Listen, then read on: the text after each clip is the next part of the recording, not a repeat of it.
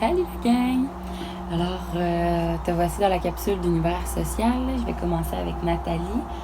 La semaine passée, là, tu avais les pages 79, 80, 81, 82, 83, 84 à faire. Aujourd'hui, on fait la 85 et la petite ligne du temps que je t'ai envoyée en courriel.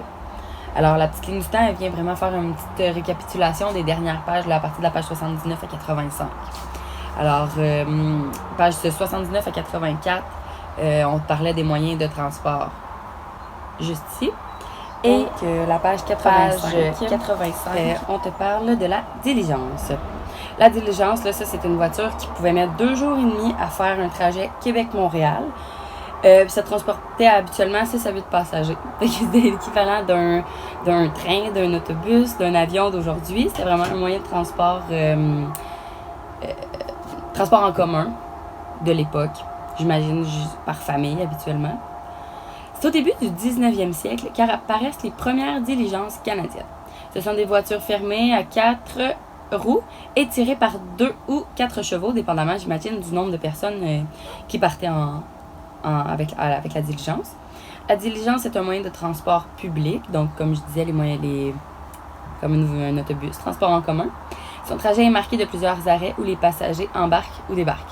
Donc, peut-être oui, d'une même famille. Si on était seulement 2 à partir avec la diligence, ça se pouvait qu'on aille chercher d'autres personnes, un peu comme justement un autobus ou un train. On te demande, nomme chacun des véhicules définis. Écris H si c'est un véhicule qui sert surtout l'hiver et E si c'est un véhicule qui sert surtout l'été. Il est tiré par un cheval, il sert à la promenade, été ou hiver. Il glisse sur la neige. On y fixe des clochettes pour assurer la sécurité, été ou hiver. C'est un traîneau tiré par des chevaux, été ou hiver, et sert aux travaux de ferme, surtout pendant la moisson. Tu ne trouveras pas ça juste en haut, là. Ça ne sera pas tout écrit dans le paragraphe de la diligence. Retourne voir dans les pages 79 à 84 où on parlait beaucoup de ça. Qu'est-ce qui différencie la diligence des autres types de voitures à cheval? Et à quel moyen de transport actuel est-ce qu'on peut le comparer? Les moyens de transport, là, ça c'est sur la ligne du temps. Les moyens de transport et les voies de communication.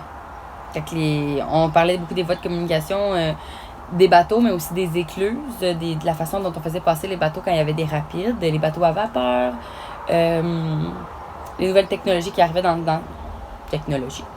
ce moment-là. Et pour la page, pas la page 85, mais l'autre feuille qui est à part, la ligne du temps, on te donne 6 événements. 3, on te donne déjà la date. Premièrement, on te demande de trouver la date des 3 autres événements. Alors, le lancement du premier bateau à vapeur, le lancement du Columbus, qui est aussi un bateau, et la construction du canal de la Chine. Retourne dans les pages précédentes. Trouve les dates. Et par la suite, tu as 2 points et une période de temps sur la ligne du temps. Tu dois trouver chacun des 2 points et la période de temps. Elle correspond à quel de ces événements-là. Alors, tu en utiliseras seulement que 3 sur 6. Mais avant tout, il faudra que tu trouves les dates pour pouvoir savoir quelles sont celles qui correspondent au point et celles qui correspondent à la période de temps. Donc, si je peux t'aider... entre chaque graduation sur la ligne du temps, tu as 5 ans. Donc, chaque ligne vaut 1 an. C'est aussi simple que ça. Alors, voici ce qui complète pour la classe de Nathalie. Je passe maintenant à la classe de José. 59, à la ville, on est à l'unité 12, la vie à la ville. Alors, le développement des villes. Vers 1820, les villes canadiennes s'agrandissent. Montréal et Québec sont les plus grandes villes du Bas-Canada. Elles comptent environ chacune 20 000 personnes. Donc, on parle de 40 000 personnes pour les 2 villes, environ. La plus grande ville du Haut-Canada est New York, qui, plus tard, sera la ville de Toronto qu'on connaît aujourd'hui. Elle compte seulement quelques milliers d'habitants en 1820 et vers 1840, elle en compte environ 30 000. Kingston, après Toronto, qui est la plus grande ville d'importance au Canada. Et c'est la capitale de la province jusqu'en 1844. C'est principalement à cause du commerce que les villes se développent à cette époque-là. Comme les échanges se font par bateau, chaque ville importante a son port. Alors pour débarquer les marchandises, prendre les marchandises. Près du port, l'activité est intense. On y trouve de nombreux commerces, des entrepôts, des tavernes, des auberges. Ça créait beaucoup d'emplois. Alors, c'est sûr qu'il y avait des gens qui étaient toujours là. Si le port était ouvert, ben, il fallait des gens pour travailler. Donc, ces personnes-là habitaient dans les alentours pour pouvoir se rendre. Hein. On se rappelle qu'il n'y avait pas de voiture. Alors, le numéro 1. Relie le nom des villes à leur emplacement sur la carte et remplit les petits billets.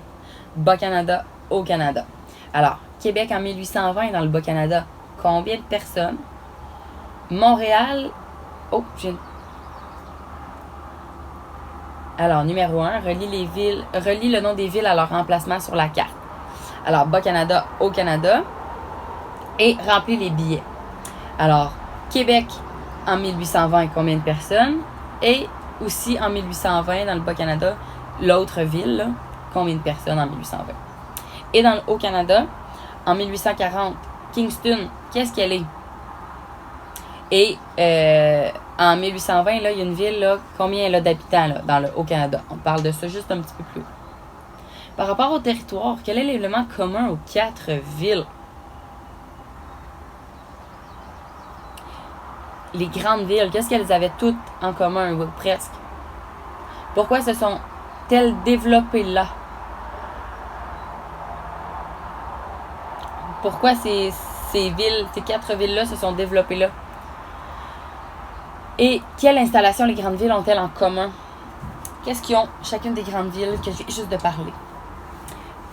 Par quelle ville un bateau transportait de la marchandise de York, hein, on parlait pas de New York, je pense que j'ai dit New York tantôt, mais c'était bien York, vers la Grande-Bretagne. Fait que par quelle ville le bateau qui passe, qui transporte de la marchandise de York vers la Grande-Bretagne, il passe par où? C'est quoi son chemin? York, vers où? Vers où? Vers où? Où est-ce qu'il s'en allait?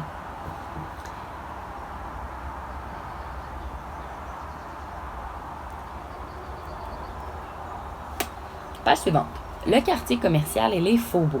Dans les grandes villes du Bas-Canada, les riches marchands anglais ou écossais vivent dans un quartier commercial situé près du port. Hein, comme on disait tantôt, quand tu travaillais proche, ben, comme il n'y avait pas de moyen de transport de tous les matins, là, tu habitais près de l'endroit où tu travaillais.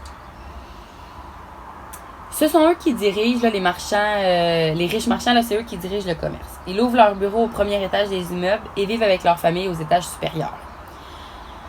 Alors, il y avait le commerce en bas et toute la famille habite en haut, fait que c'était encore plus simple pour conjuguer tout ça ensemble, concilier le travail et la famille. Comptant 3 ou 4 étages, ces immeubles en pierre sont serrés les uns contre les autres. Les notables, comme les avocats, les architectes, les médecins, s'établissent aussi dans le quartier commercial. Les notables, là, c'était les personnes importantes, là, à cette époque-là, on les appelait les notables. C'est les personnes qui étaient importantes, mais par leur situation sociale, par leur métier, par leur titre, médecin, là.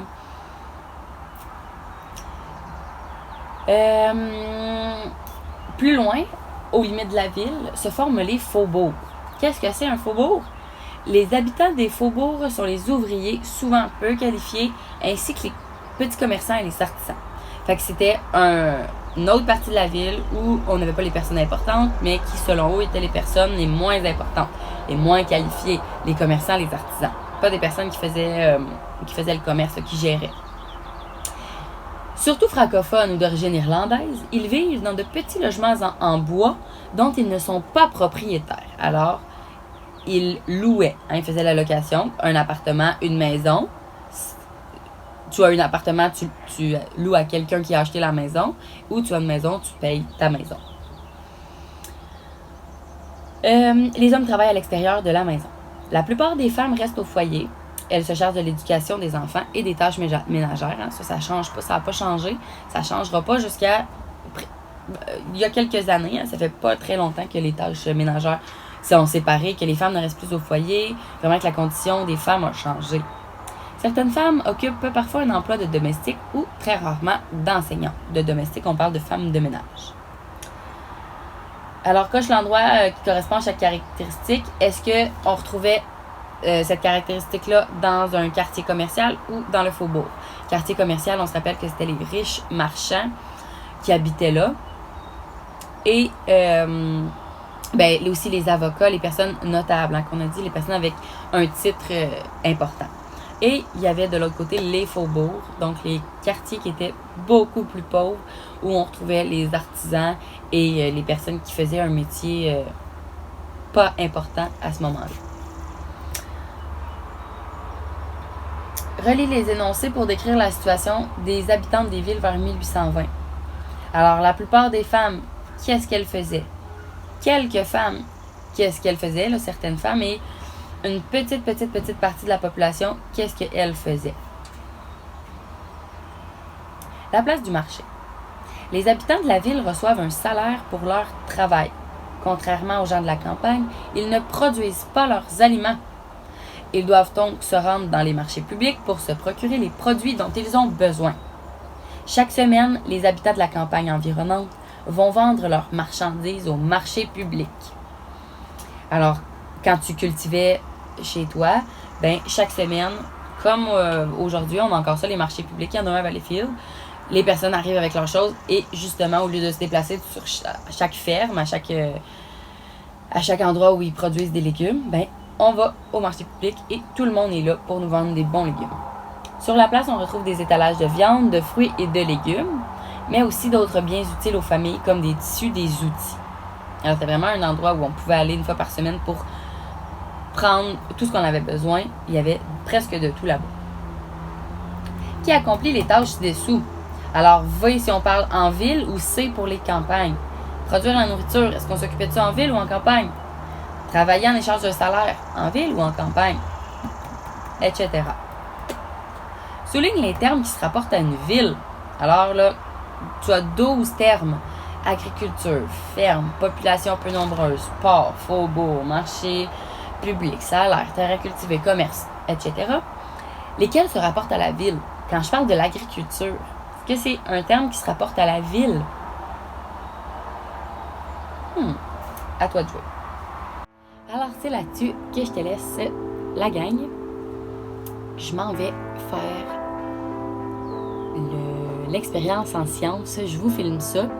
Tu peux toujours, là, si tu veux pas regarder mon vidéo, tu peux toujours aller voir le petit vidéo que j'ai mis en lien. Mais si tu veux le faire, là, j'aimerais ça que tu me partages tes expériences. Ça serait fun que tu te filmes pendant que tu développes l'œuf.